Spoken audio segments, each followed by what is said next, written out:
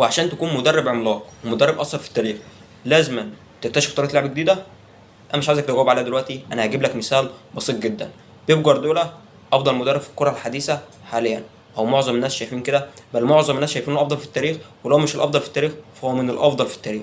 بيب جوارديولا ما اخترعش خطط جديده. بيب جوارديولا هو ذات نفسه اتكلم على انه اتاثر بفكر يوهان كرويف، لكن بيب جوارديولا ما خدش الفكر وبصمه، لا بيب جوارديولا طور فيه وغير الفكر، لكن بنفس الهويه الكره ممتعه. علشان كده انا هتكلم دلوقتي عن ثالث اعظم مدرب في التاريخ على حسب مجله فرانس فوتبول، ريجو ساكي، من المدربين اللي اثروا في التاريخ. صاحب المقوله الشهيره جدا: لم ادرك ان لكي اصبح فارسا ماهرا يجب ان يكون في السابق حصانا.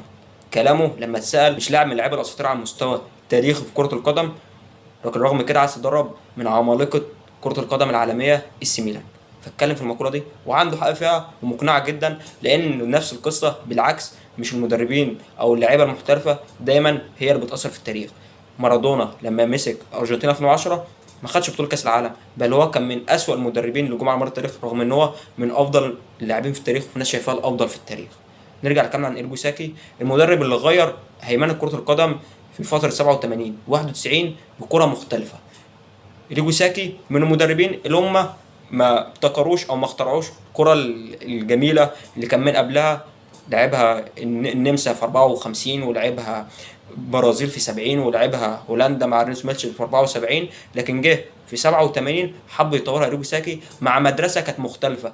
ايطاليا كانت لها عهدها المختلف، ايطاليا كان لها اتجاهها المختلف، الكره الدفاعيه كاتيناتشو مع هيريرا مع روكو من قبلهم اللي خدوا الفكر من الباران المدرب النمساوي، لكن يظل الكره الجميله مش في ايطاليا. فلما تيجي مدرب ايطالي يلعب بكره جميله ويهيمن على كره القدم العالميه في فتره كره القدم الاوروبيه، فدي تحتسب لإيرجو ساكي، بل انه اخترع في طرق لعبه تانية او اخترع في طرق تدريبيه تانية.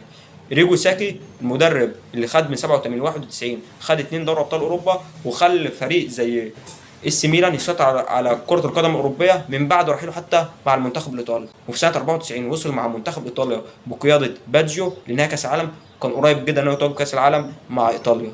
ريجو ساكي المدربين اللي لعب ومن اول المدربين لعب بطريقه ال 4-4-2، مدرب كان دايما مخلي المسافه بين الخط الاولاني والخط الاخير ما تزيدش من 20 ل 25 متر. كان دايما بيضغط بالهاي بريشر، كان في اوقات كتير بيضغط بالكاونتر بريشر. يعني ايه هاي بريشر؟ يعني ايه كاونتر بريشر؟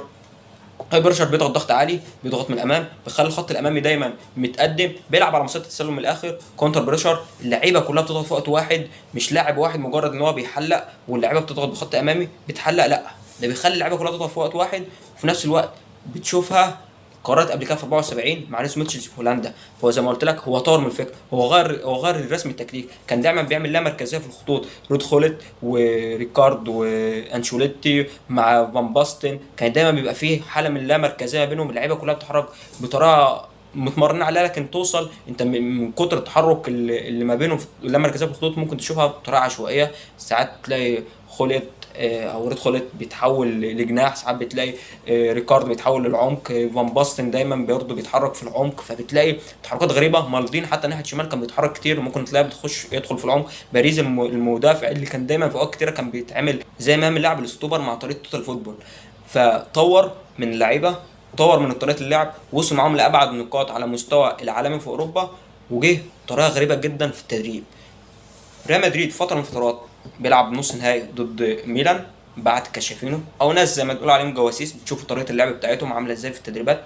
لا تدريب من غير كوره، لا اللعيبه بتتحرك من غير كوره، بيلعبوا ماتش حقيقي من غير كوره، اللعيبه بتتحرك بطريقه يعني توصل انها بتمرنهم كحرب، بتمرنهم ككتله واحده من غير كوره، لدرجه ان هم حافظوا التحركات. الكوره ناحيه الشمال عرفوا هم بيتحركوا ازاي، الكوره مع اللاعب الفلاني اللاعب ده اتحرك عرف ده بيتحرك ازاي، بيحس ان الكرة او روبي ساكي يقول الكرة في النص، اللعيبه بتضغط مع بعض بيتحركوا حتى على مسيره التسلل كأن في كرة في الملعب. فدي بيوصل لحاله من الوعي التكتيكي بطريقه عاليه جدا، ان اللعيبه تتحرك بدون كوره، مفيش كوره في الملعب، وتتحرك كأن في كوره في الملعب بالظبط، كانك متخيل ان في كوره، بل انهم في اوقات بيسجلوا اهداف من غير كوره. متخيل الطريقه بتسمت بكره الاشباه. بعد كده ريجو ساكي من المدربين اللي طوروا، من المدربين زي ما قلت لك مش على مستوى الميلان بس، على مستوى ايطاليا، وحتى بعد كده مسك منصب على مستوى ريال مدريد كمنصب مدير رياضي او غيره. فهو طار في كره القدم، اصلا في كره القدم. عشان كده مجله فرانس فوتبول اختيرت ريجو ساكي كثالث اعظم مدرب في التاريخ سنه 2019.